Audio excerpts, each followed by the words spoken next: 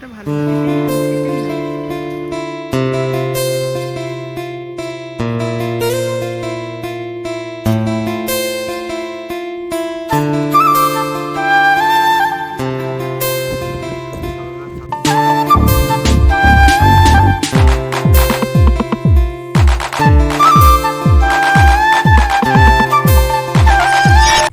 মিষ্টি মধুর পাখির ডাক, চারিদিকে সবুজ, তার সঙ্গে গাছে ফুল দিয়ে আজকে দিনটি শুরু করলাম। বৃষ্টি হচ্ছে, ঠান্ডা ঠান্ডা ওয়েদার। সকালবেলা ছাদের উপরে এসে একটু বসছি আর আমাদের প্রকৃতিটাকে উপভোগ করছি। আমার কোনোদিনও রিগ্রেট হয় না কেন আমি প্রপার শহরে বিয়ে করলাম না, শহরে থাকলাম না। আমাদের বাড়ি কিন্তু গ্রামে, প্রপার গ্রামের ভেতর না হলেও গ্রামেই আমাদের বাড়ি। আর ওই জন্যই হয়তো এত সুন্দর পরিবেশ প্রত্যেক দিন দেখতে পাই। তার সঙ্গে শহর থেকে একটু দূরে শান্তশিষ্টভাবে জীবনযাপন করি। যেহেতু আমাকে প্রত্যেক দিন টাইম করে কাজে বেরিয়ে যেতে হয়, ওই জন্য আমার কাজগুলো পুরো রুটিন মাফিকই হয়। রুটিনের এদিক ওদিক হয়ে গেলে আমার সমস্যা হয়ে যায়। সকালবেলা রান্নাঘরের অনেকটা কাজ আমার শাশুড়ি মা এগিয়ে রাখেন, যেমন পুরো বাসি রান্নাঘর ধোয়া, সবজি কাটা, তার সঙ্গে কড়াই সুন্দর ধুয়ে মেজে রেডি করে রাখা। ওই জন্য সকালবেলা আমার ঘুম থেকে উঠে রান্না করতে খুব একটা প্রবলেম হয় না, যেহেতু আমার এতটা কাজ এগিয়ে রাখা হয়। এখন আমি বেশ কয়েকদিন একটু ডায়েটে আছি, ওই জন্য খাওয়া দাওয়াগুলো ভেবে চিন্তেই করি। সকাল সকাল ছোলা ভিজিয়ে দিলাম, যেটা আমার কাল রাতে করার কথা ছিল, মনে নেই কী আর করা যাবে। তো সকালবেলা কাঁচা ছোলাগুলো ভিজিয়ে দিলাম, বিকেলবেলা একটু ছোলা মুড়ি খাবো। বা অনেক সময় না সেদ্ধ ছোলা আমার খুবই ভালো লাগে, স্কুল থেকে এসে একটু সেদ্ধ ছোলা আর মুড়ি খাই। আর এদিকে যেটা আমি সকালবেলা প্রত্যেক দিন খাই সেটা হলো হালকা গরম জলে লেবু দিয়ে, আবার অনেক সময় জিরে ভিজিয়ে রাখি, জিরে ভেজানো জল আর তাতে লেবুর রস।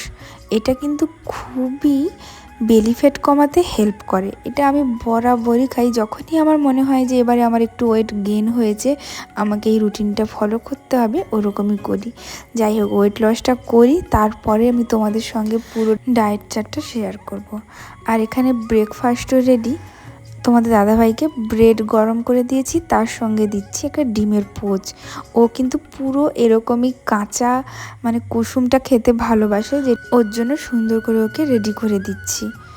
এরপরে যখন নিয়ে যাচ্ছি, তারপরে ওর মুখের হাসিটা শুধু দেখবে।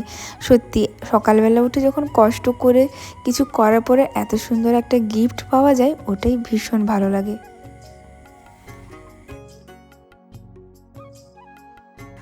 ওকে পোচ আর ব্রেড দিলাম, আর আমি নিজে একটা খেলাম। ওরটাই বাটার দিয়েছি, আমারটা কিন্তু আমি বাটার দিইনি। আর এদিকে আজকে সকালে রান্না করছি, দেখো কুঁদলি ভাজা করছি। এটা কিন্তু আমাদের বাড়ির গাছের ছোট্ট একটা গাছ আছে, ওই গাছে মোটামুটি প্রত্যেক দিন 10-12টা 15টা এরকম পাওয়াই যায়। সকালবেলা আমার শাশুড়ি মা ওই গাছ থেকে তুলে এনেছিল। বাড়ির গাছের সবজি ব্যাপারটা একটু আলাদা, বেশি ভালো। কেন বলো তো, সার ঔষধ কোনো কিছুই প্রয়োগ করা হয় না। আর যেহেতু আমাদের একটু মানে বাড়ির চারিদিকে জায়গা আছে, তো আমার শাশুড়ি মা ওই জন্য একটু একটু পুঁই ডাঁটা, একটু কুঁদলি, একটু লঙ্কা গাছ কয়েকটা এরকম করে লাগিয়ে রাখে, যেটা ভীষণই হেল্পফুল হয়। এদিকে কড়াইতে এবারে রান্না করব।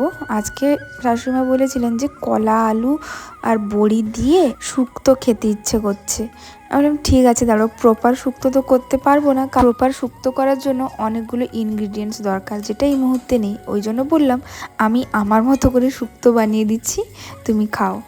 আর সবজি খেতে ভীষণই ভালোবাসে, আর আমি কিন্তু বিয়ের আগে সবজি টবজি অত ভালোবাসতাম না, এখন আমার আস্তে আস্তে অভ্যেস হয়ে গেছে। এদিকে শাশুড়ি মা ওই রান্নাঘরের জানালাটা অনেক দিন ধরে তেল লেগে গেছিলো, ওটা ক্লিন করছে, আর আমার এদিকে রান্না চলছে। 2-3 দিন আগে স্টাইল বাজার গেছিলাম, ওখানে গিয়ে একটা জিনিস কিনেছিলাম, কি তোমাদেরকে দেখাচ্ছি। এখন কেনা মানে কি, সংসারের জিনিসই বেশি কেনা হয়।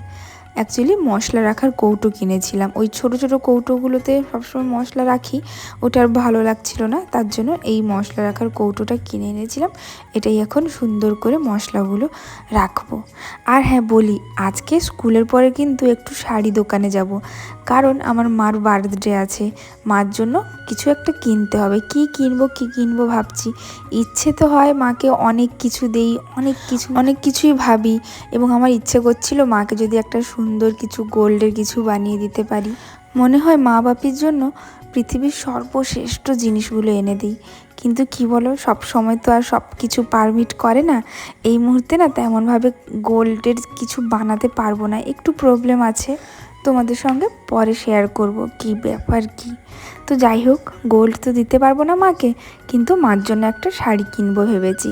স্কুলের পরে, স্কুল 4টায় ছুটি হয়, তারপরে বেরিয়ে উপাসনা বস্ত্রালয় বা পাঞ্জাব ফ্যাশন যেখানে হোক যাব, গিয়ে কিছু কিনবো। দেখি কেমন শাড়ি কিনি। মার খুব ইচ্ছে একটা বালুচুরি সিল্ক নেওয়ার, তবে আমার বাজেট আছে 3.5-4-এর মধ্যেই কোনো একটা শাড়ি কিনবো।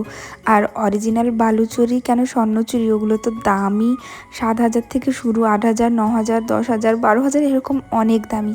তো ওই জন্য আমি ওরকমই রেঞ্জের মধ্যেই একটা শাড়ি কিনবো, গিয়ে দেখি। তবে ইচ্ছে আছে মাকে একটা অরিজিনাল স্বর্ণচুরি এনে দেওয়ার। তো এদিকে সকাল সকাল আমি আমার সব কাজগুলো গুছিয়ে নিচ্ছি।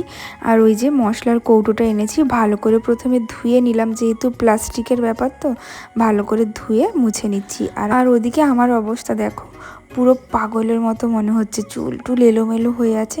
অ্যাকচুয়ালি ঘুম থেকে উঠে আমি আয়নার দিকেও পর্যন্ত তাকাইনি, যেমন ছিল কোনো রকমে স্নান করে নিচে নেমে এসেছি। কাজগুলো একটু তাড়াতাড়ি কমপ্লিট করে নিলে আমি স্কুল যাওয়ার আগে অনেকটা সময় পাবো, আর তোমাদের সঙ্গে একটু কথা বলারও আমার সময় হবে।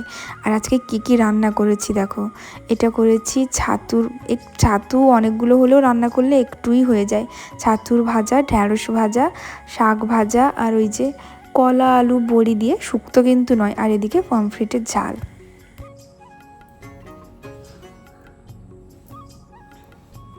রান্নাবান্না কমপ্লিট করে এই ওপরে এলাম, রেডি হয়েছি, এবারে যাব। আর আজকে একটু মনটা খারাপ আছে, তিতুন চলে যাবে, 3টের দিকে তিতুন চলে যাবে, বাট আমি তাড়াতাড়ি এদিকটায় কাজ কমপ্লিট করতে পারিনি। তো যাই হোক, আজকে সকালবেলা আর ওখানে ভাবছিলাম যে সকাল সকাল গিয়ে তিতুনের সঙ্গে দেখা করে আসবো, বাট ওটাও হলো না, ওই জন্য একটু মনটাও খারাপ। আর তিতুন এমন একটা সময় যাবে, 3টের সময়, 4:30-র দিকে হলে 4টেতে স্কুল ছুটি, তারপরে আমি যেতে পারতাম, বা 4:30-5টার দিকে হলে আমার কোনো ব্যাপার ছিল না, কিন্তু পুরো 3টের সময় চলে যাবে, আর আমি বেরিয়ে তিতুনের সঙ্গে দেখাও করতে পারবো না, ওই জন্য মন খারাপ। তো যাই হোক, কিছু করার নেই। তিতুন ফোন করলো, পুজোর ড্রেস প্রত্যেক বছর তাতা তিতুন আমাদের সবাইকেই পুজোর জামা কাপড় দেয়।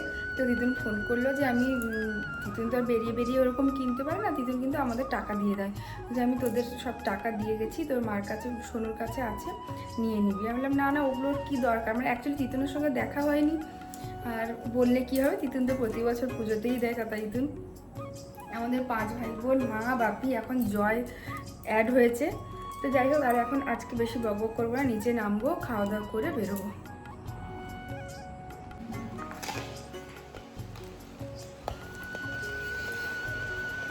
এমন কাজ জানো তোমাদের এখন বাড়ি থেকে সারাদিন বেরোয়ও না, মাঝে মাঝে বলি আমি যে এরকমভাবে বসে থাকো না, বাড়িতে এত কাজ করো না, মাইন্ডটাই পুরো হ্যাং হয়ে যাবে। এমনও হয়, উল্টে আমি বলি তুমি একটু যাও, বেরিয়ে ঘুরে আসো, একদম বাড়ি থেকে বেরোয় না, এত কাজ কাজ কাজ, কোনো কিছুর বেশি ভালো না।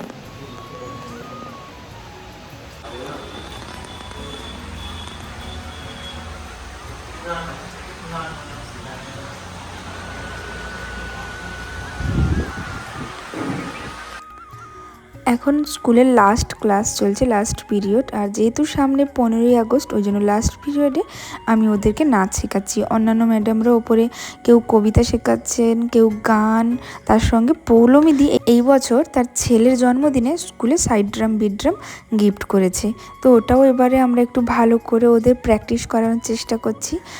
আচ্ছা, একটা জিনিস লক্ষ্য করেছো, আমার সকাল থেকে একদম রাত অবধি কীরকমভাবে চলে। মাঝে মাঝে না আমার চোখে জল চলে আসে, কষ্টও হয়।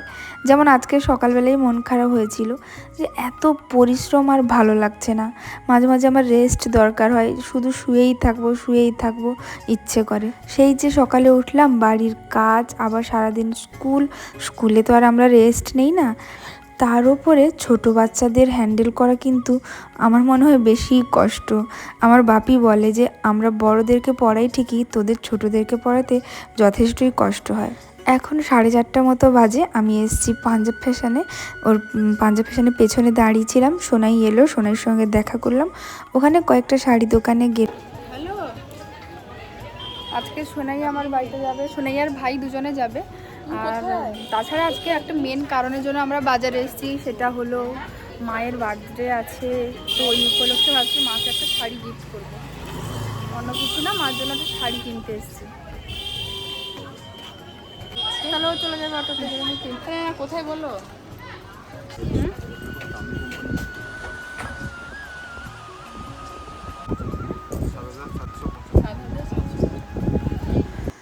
উপাসনাতে এসে শাড়িগুলো দেখছিলাম, আর প্রত্যেকটা শাড়ি কিন্তু বেশ ভালোই লাগছিল। কিন্তু কি প্রবলেম বলো তো, আমার মার জন্য শাড়ি নেওয়া কিন্তু খুব চাপের। মা শাড়ির বিষয়ে খুব খুঁতখুঁতে, তো ওই জন্য অনেক ভেবে চিনতে শাড়ি নিচ্ছি, দেখছি কোনটা কি। এই যে দেখো বালুচরি বলছিলাম, দেখতে দেখতে এই শাড়িটা আমার খুব পছন্দ হয়েছিল। এটা বালুচরি অরিজিনাল নয়, সেমি বালুচরি, বাট ভালো লাগছিল। তো দেখছি এটা নেব কি নেব না, ভাবছি মা পরবে কি পরবে না। তবে এটা পুরো সেলফের ওপরে ভালোই লাগছিল, তো থাক, এটা সাইডে থাক। আরও অন্যান্য শাড়িগুলো দেখি কোনটা কি কীরকম লাগে। তো এগুলো দেখছিলাম, একদম বেশি কাজে না বলেছি। আর উপাসনাটা কোথায় বলে দিই, ক্যানেল পাড়ে গেলেই ওখানে তোমরা দেখতে পাবে, বা কাউকে জিজ্ঞেস করলেই বলে দেবে। আর উপাসনাতে গেলে বারবার যাইও, তার আরেকটা কারণ আছে, ওখানে স্টাফেদের ব্যবহার খুবই ভালো।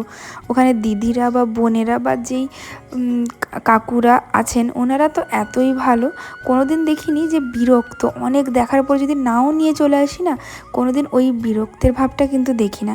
তাছাড়া আমার কাঁথিতে কিন্তু প্রত্যেকটা দোকানে গেলে কোনোদিন ওই খারাপ ব্যবহারটা খুব একটা পাই না। আর কি বলো তো, আমরা নিজেরাও কোনোদিন কারোর সঙ্গে ওরকম হুটহাট দুধদার করে কথা বলতে পারি না, রাফভাবেও কথা বলতে পারি না। তো সেরকমভাবে যদি কেউ কোনোদিনও বলে, তো ওটাও নিতে পারি না, খুব খারাপ লাগে। তবে আমার বাড়িতে সবাই একটু ঠান্ডা মেজাজেরই বলতে পারো। অনেককে দেখি কীরকম তাড়াতাড়ি উত্তর দিয়ে দেয় বা খুব রাফভাবে কথা বলে, ওটা দেখলে কিন্তু অবাকই হই।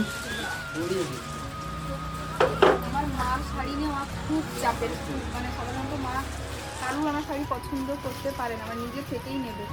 তো ওই জন্য চাপে আছি।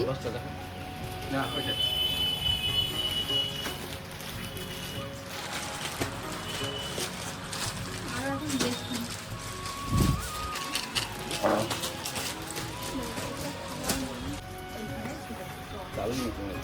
এটা ভালো, এটাই না। সোনাই খালি বলছে ওই ব্লুটাই নাও, ওটাই ভালো লাগছে। আমি বললাম দাঁড়া, আরও কয়েকটা দেখি, তারপরে নেব। তো আমার বাজেটের মধ্যে কিন্তু আমি অনেক ভালো ভালো সুন্দর সুন্দর শাড়ি পেয়েছিলাম, আর বেশ পছন্দও হয়েছিল। তবে পিওর সিল্কটা আমি নিতে চাইনি, কারণ মার অনেক পিওর সিল্ক আছে।